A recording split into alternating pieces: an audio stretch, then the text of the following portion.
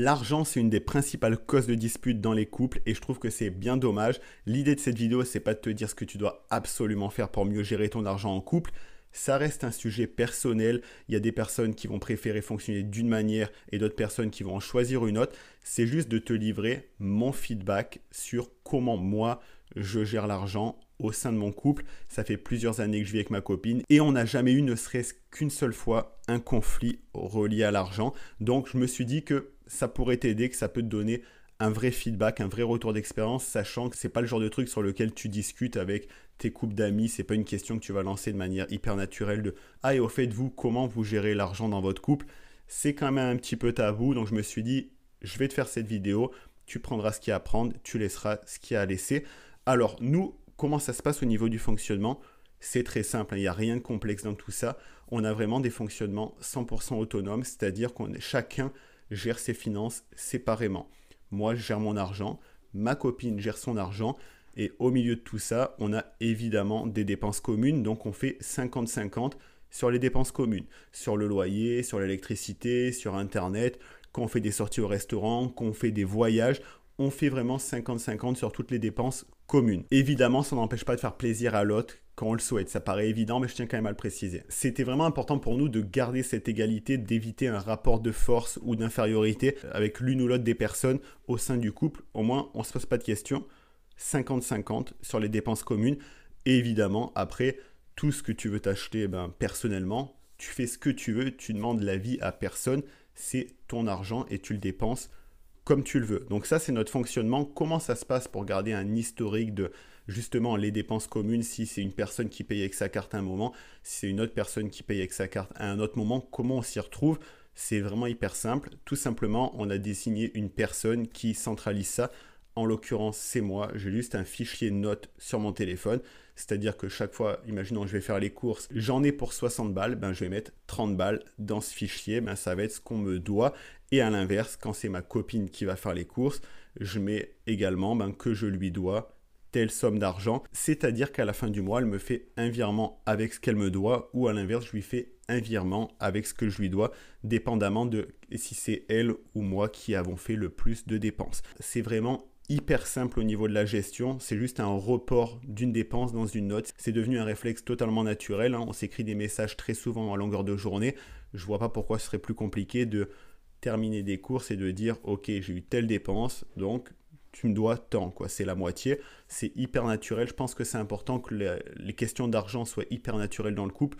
Nous, il n'y a aucune gêne par rapport à ça. C'est même pas un sujet, C'est j'ai dépensé tant, on fait 50-50, donc tu me dois tant, ok, c'est reporté dans le document et c'est terminé. C'est tout, on passe à autre chose. Donc notre gestion, elle est vraiment aussi simple que ça. On pourrait se dire, ok, mais un couple, c'est aussi avancer dans une direction commune, c'est aussi mettre en place des projets. Donc oui, 100% d'accord. L'idée, c'est pas parce que nos finances sont séparées qu'on n'a pas défini au préalable des objectifs communs. Évidemment que ça prenait au tout début, et ça s'est fait très naturellement, de discuter de notre vision, de qu'est-ce qu'on veut atteindre dans notre vie, qu'est-ce qu'on attend de la vie, et donc forcément, ça en revient à définir qu'est-ce qu'on veut faire, qu'est-ce qu'on veut bâtir comme projet ensemble, à quoi doit ressembler notre lifestyle. Donc ça, on a évidemment défini tout ce que l'on souhaitait, le lifestyle qu'on souhaitait, de par exemple pouvoir se permettre de voyager régulièrement, d'aller au restaurant, de pouvoir s'acheter une maison dans moins de X années. On a défini tous ces points-là ensemble.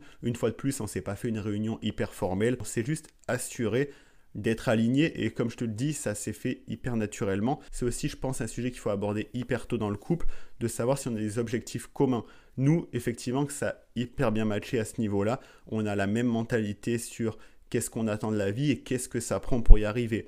Si tu as un profil qui est hyper économe et que tu as un profil qui est hyper dépensier, ça va créer un décalage à un moment donné et même si tu as les finances séparées, ça va faire que vous n'allez jamais pouvoir vous rejoindre sur un objectif commun. S'il y a une personne qui économise énormément et une personne qui flambe, à un moment donné, pour éventuellement ne serait-ce que créer un apport pour acheter une maison, acheter un appartement, il va y avoir un problème. Donc, finances séparées, oui, mais définition d'objectifs communs, ça c'est juste essentiel. Et je pense que dans un couple, c'est un sujet qu'il ne faut jamais éviter. faut parler d'argent de manière transparente. Quand il y a quelque chose à dire, faut le dire. Une notion importante pour moi, et c'est également le cas pour ma copine, c'est la liberté. Donc là, le fait de pouvoir gérer son argent comme on le veut, c'est hyper important. Il n'y a rien de pire que de devoir valider un achat, qu'il soit petit ou gros, avec la personne avec laquelle on vit. On a l'impression de devoir demander une autorisation. Si moi, demain, j'ai envie de me faire un achat à 1000 balles, je me fais un achat à 1000 balles. On a défini nos objectifs communs, donc je fais mes dépenses, je gère mon argent tout en respectant ce qu'on veut atteindre. On sait les résultats qu'on doit atteindre et ça se passe très bien. Et je pense que c'est un point hyper important en règle générale pour avoir une gestion saine, que ce soit via un compte joint, un compte séparé, c'est de communiquer et de vraiment savoir qu'est-ce qu'elle attend de la vie et qu'est-ce qu'elle veut faire de cet outil qui est l'argent, parce que c'est ni plus ni moins qu'un outil, je le dis tout le temps. Et est-ce qu'on veut l'utiliser de la même manière? Oui ou non. Je sais qu'il y a des personnes qui vont utiliser d'autres méthodes, qui vont faire un ratio par rapport aux revenus, qui vont se dire ok, mais moi je paye ça, toi tu payes ça. Il n'y a pas de bonne ou mauvaise méthode. Le principal, c'est au moins de définir une méthode, d'en parler, de communiquer sur l'argent et de savoir si les deux personnes sont à l'aise avec le système choisi. Nous, on s'est dit, peu importe nos revenus, 50-50, on est sur un pied d'égalité, on veut absolument éviter les conflits du style « Ah ouais, mais moi je paye plus que toi, mais attention, détends-toi, on va se calmer sur telle ou telle dépense parce que moi je paye 70%, toi tu payes que 30%, donc pour moi ça flambe plus vite. » On veut éviter ce genre de parasitage du quotidien. Ça, c'est vraiment le gros point à retenir.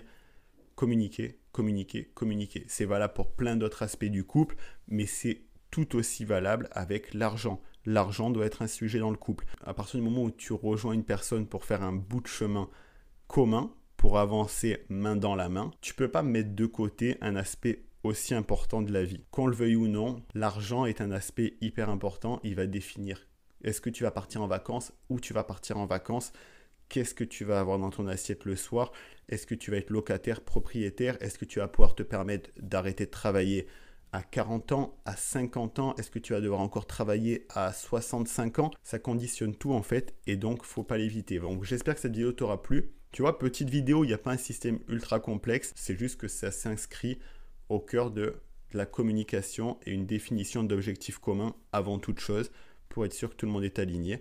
Si tu as des questions par rapport à cette vidéo, tu peux me les poser dans la description, ça me fera vraiment plaisir d'y répondre. Dans la description, tu as également plein de ressources relatives à l'argent. Et donc sur ce, je te dis à la prochaine pour une nouvelle vidéo. C'est Alex Malcolm. Ciao.